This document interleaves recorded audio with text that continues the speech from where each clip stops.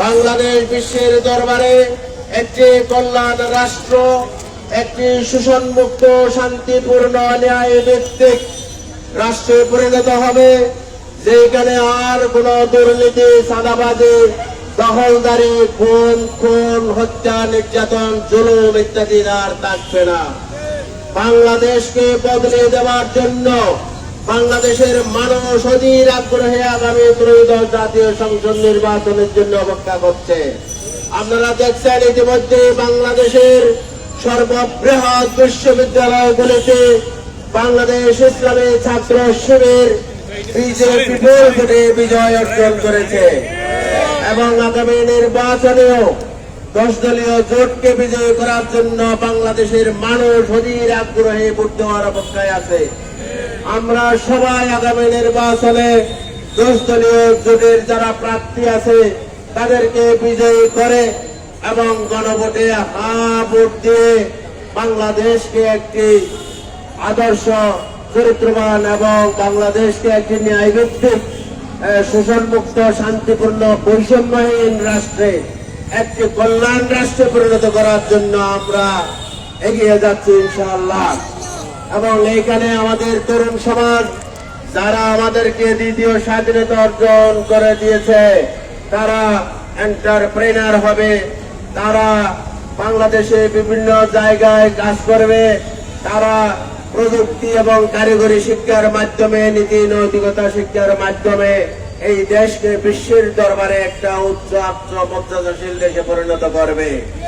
আমাদের তরুণ সমাজকে আমরা এইখানে আমাদের সাথে আমরা এই যে জোটের ভিতরে আমাদের তরুণদের প্রতিনিধিও রয়েছে যারা দেশের গতিকে বদলে দিতে শপথবদ্ধ। আমরা আর অতীতের অন্ধকারের দিকে ফিরে যেতে চাই না। বাংলাদেশকে আমরা একটি আলোকিত রাষ্ট্রে পরিণত করতে চাই। আজকে বিশ্বের সব উন্নত দেশ, আমেরিকা, ইউরোপ, কানাডা, লন্ডন সহ, ইউরোপিয়ান ইউনিয়ন সহ সব দেশ আজকে বাংলাদেশকে যে এগিয়ে যাচ্ছে তার সাক্ষী হওয়ার জন্য সবাই আজকে বাংলাদেশের দিকে নজর দিচ্ছে এবং তারাও চায় এখানে একটি অবাধ, সুষ্ঠু, নিরপেক্ষ, শান্তিপূর্ণ নির্বাচনের মাধ্যমে মানুষ তাদের প্রতিনিধি নির্বাচন করবে। আগের মতো রাতের ভোট দিনে হবে না এবং আমি আর দামি ভোট হবে না এবং ডিজিটাল কারচুপির মাধ্যমে মানুষের মতামত হরণ করা হবে না। মানুষ তাদের ভোটাধিকার প্রয়োগ করবে এবং তাদের প্রতিনিধি তারাই বানাবে। আমরাই আমাদের দেশের ভবিষ্যৎ। এই বাংলাদেশ স্বাধীন সার্বভৌম দেশ হবে এবং দেশের প্রতি ইঞ্চি মাটি আমরা রক্ষা করবো ইনশাআল্লাহ। এই বাংলাদেশে কোনো মেজরিটি মাইনরিটির কোনো স্থান নাই। সবাই এখানে বাংলাদেশের নাগরিক। এখানে কোনো হিন্দু, বৌদ্ধ, খ্রিস্টান, মুসলমান ভেদাভেদ নাই।